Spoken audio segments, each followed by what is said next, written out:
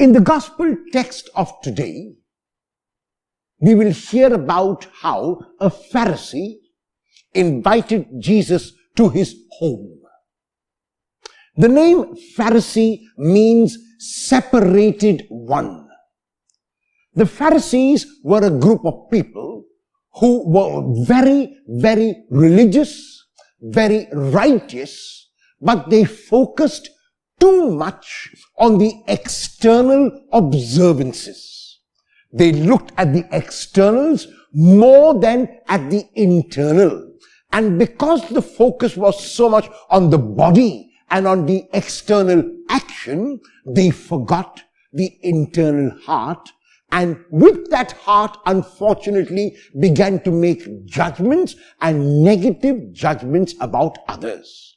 So this Pharisee invites Jesus for a meal, and Jesus goes and sits down to supper with this Pharisee, who is his host. But the moment Jesus sits down without washing his hands, the Pharisee is surprised, because the Pharisee would never eat without washing their hands.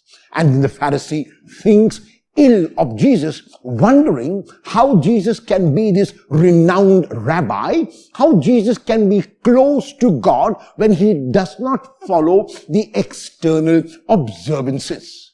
And Jesus realizes what the Pharisee is thinking merely by looking at his face and looking at his demeanor, and turns to him and says, "The inside is more important than the outside. What is within a person, that is what creates the complications, not so much what is outside. For it is from within the heart that the evil thoughts, that thoughts which are negative about others, that selfishness and self-centeredness, all of these come from within a person.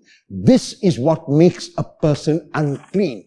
Surely, for hygiene's sake, we must wash our hands before we eat. Surely, for hygiene's sake, we must take care of our bodies and make sure that they are clean. However, if we focus too much on the body and too much on the externals and not enough on the heart, we might be missing out on what is more important." The German mystic Meister Eckhart used to say, "You should bother less about what you ought to do and think more about what you ought to be. Because if your being were good, your works will shine forth brightly.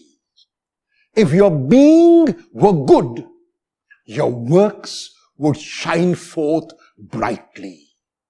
How will you ensure that your being is good so that your works will shine forth brightly?